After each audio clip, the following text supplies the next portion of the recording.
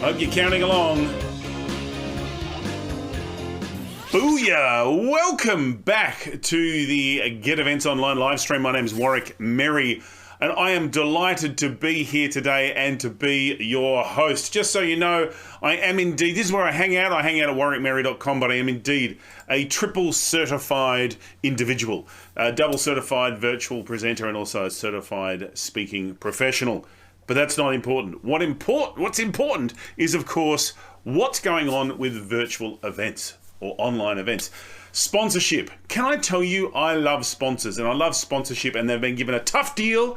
And what it means for us as either speakers or as event organisers is if we can't get the sponsors, we're not getting the credibility, we're not getting the cash flow coming in to cover our expenses. As a speaker, you're not going to get paid as much, there's not as much money going around.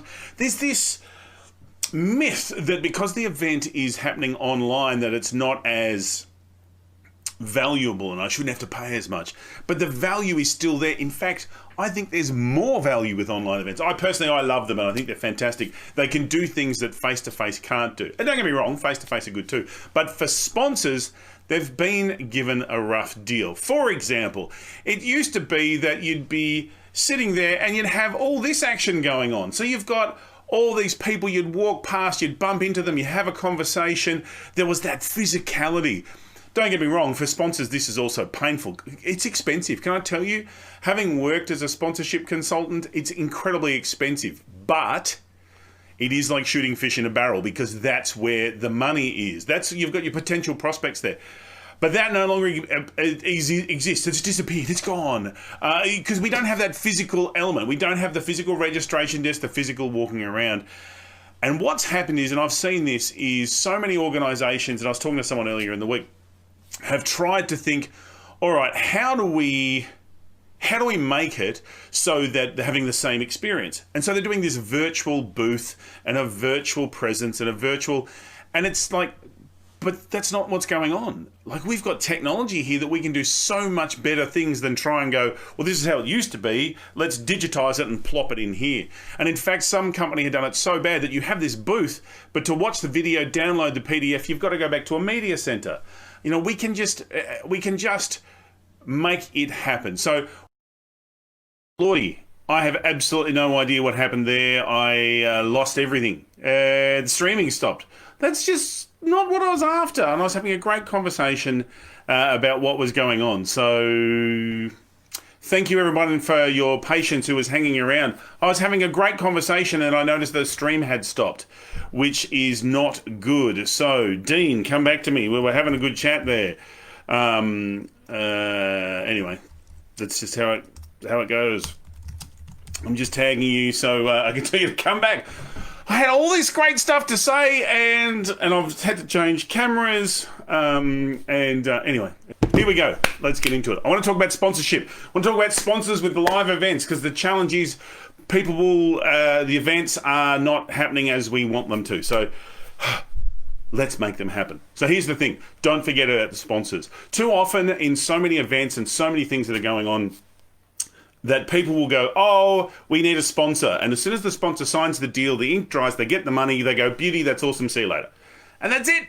We need so much more than that when we're dealing with our sponsors. We want to have a great relationship. If you get your sponsorship deals right, you'll have them coming back time and time and time again. Because there has to be that fair value for both sides. So how do you do that virtually? Because you don't have the flesh to flesh. In fact, in many ways, it's easier virtually because you can measure engagements, you can find out who's there. So for example, one of my clients, we are running large events on a monthly basis and we've got sponsors coming in and we're getting some engagement with their target market because we're marketing to their target market. And as with most events, you'll get so many people saying, oh, we're coming, and then they don't actually turn up. So with the online event, we're able to actually say who has turned up, who has gone to their particular breakout room to hear about their case studies, so they then have the details they can follow up with. So they can then track how does that then turn into an actual sale, a lead, a qualified lead. What does that mean for them? So there's a lot more ways that you can track it. So part of that is And this is the thing, it used to be we'd say to sponsors, oh, we'll put a logo on a bag or a logo on the screen and all your slides have it's not enough. It's not enough. We need to be able to demonstrate far better value than, oh, it's good branding. And I can't tell you the number of organisations who have pumped hundreds of thousands of dollars for good branding. And they're not measured. So how do you know whether it's good branding or not? So here's the thing. You've got to find a way that you can do it. Now, Dean, who's on the session today, he and I have both seen Remo. Remo's pretty good in a couple of different things. It's an online event. You can have sponsor lounges. Here's the thing with sponsor, and it's not just Remo, other products do it as well. Here's the thing with sponsor lounges. People hate to be sold to. They don't want to have someone go, hey, come on in, buy my stuff. And often a sponsors lounge has a salesperson in it, and a salesperson is often the worst person to speak to because all they're thinking about is, I want to sell. And it's not the selling that you want. What you want to be able to do is start that relationship. In this sponsorship sense, we are just speed dating, because that's what we're doing. We're speed dating. We're not trying to consummate the marriage. We're not trying to take it to any way further. It's all about how do we just slowly but surely create those kind of relationships where they're getting exposure for their products and services, we're getting the support for the running the event. So how do we get that happening? So it could be quite simple. You can have a pre-recorded video they can have a look at. You can download some documentation. You can book an appointment. There's certain different levels, essentially going down the sales funnel as to how far you want to take that. So some of these products and services allow you to do that. In a B2B sense, a business-to-business sense, this works quite well. Business-to-consumer is more how do we try and sell stuff sort of straight away. But it is about how do we create some of those relationships and ongoing relationships. And sometimes for a sponsor, it's going to take multiple times. So it is about building that relationship with them. Part of it can be that you have a sponsor session in your virtual program.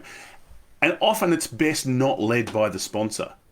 I don't know about you, but I found that most sponsors are so inclined to just hit into a sales message versus a relationship building message. So if you can get the host, naturally, I'd nominate myself as your host. If you can get your host to have that kind of conversation with them, which is all about, hey, tell me a time that you've had a customer get whatever results it is. Because I will have interviewed them beforehand and found out what are the great things that their clients are saying. And so it becomes this storytelling. So in the process of talking about what's possible in the industry and with their product or service, and so the people in the audience get some great ideas, it actually profiles the client at the same time. Because I think we've all been to events where we're like, oh God, this is the bit where the sponsor just flogs their stuff. And we turn off before they've even started. So we need to try and make that as a real part of the event, which actually delivers value regardless of whether they've purchased or not. And that then can lead to a breakout group, which then might go into a more specific detail. So these are some of the kind of things you can do. You can have a panel session with multiple sponsors. So you're talking about the industry as general and position them as the expert, which will position them far better in their branding than will to just have their logos slapped across stuff. So they're just some of the different ideas.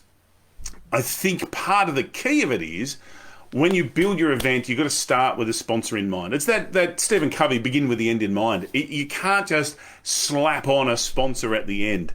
It has to be really focused on what is it that we're trying to achieve for this sponsor? What are we trying to deliver for them as well as for us? And how do we work together to be able to achieve that? How do we get it so that it's so good that at the end of the event, the sponsor goes, I can't wait to do this again next time? I mean, that is really for us as event organizers, that has to be our goal, yeah? So, because for us, if we know we've got a sponsor that's locked in for the long term, it's one less sponsorship deal that we have to sell. So we have to make sure that we put a focus on them before we even start the event. Whether they have, I don't even know that naming rights are as good as they used to be. And one of the underlying beliefs, and anyone who's been watching my streams for a while will know, that my huge belief is that you've got to make sure that the event is done with the delegates and not just to them. The same with the sponsor. They've got to be part of it and get involved with it. So just having them as a naming right's not enough. They've got to be part of the conversation. They've got to be able to be in there and do part of that. So that's the kind of thing that is about how do we get engaged with it and not just, oh, by the way, we need some cash, let's get a sponsor, thanks very much. Oh, look, we'll give you the list of email addresses. Because I don't know about you, but most delegates I know really don't want their email addresses given to anyone for any reason. And so they'll opt out. And I know for me, it's like often I want the product, but I'm just going to give bogus details to get the product. So there's something that can happen. So the key has to be, how do I make sure that this is an ongoing relationship? How do I make sure that my sponsor gets value? And the way you find out, you ask them. Go back to them halfway through the event. Don't wait to the end because you can't do anything at the end. Halfway through the event or a third of the way through, say, how's it going? What's this doing for you? Are you getting some value out of it? Are you enjoying it? If it's a short event, it may well be at the end, but if it's a day-long or multi-day event or a multi-half-day event, make sure you're checking in with your sponsors to be sure that they're getting their expectations met. It is about that relationship. So make sure that happens. And at the end, measure it. And at the end, challenge them to measure it. Because often they will have got some great value out of it. They just don't realise it. So you say, well, how much impact's this had on your sales team? What sort of impacts that had overall? So you can find out some of the ways that you're getting really good value for your sponsors, which in turn is good values for your event. All right.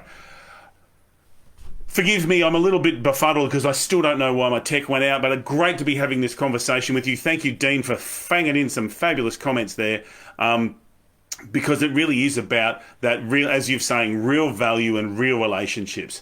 It is not just, we'll have the cash, thanks very much, slap your logo up, it's been great, see you next time.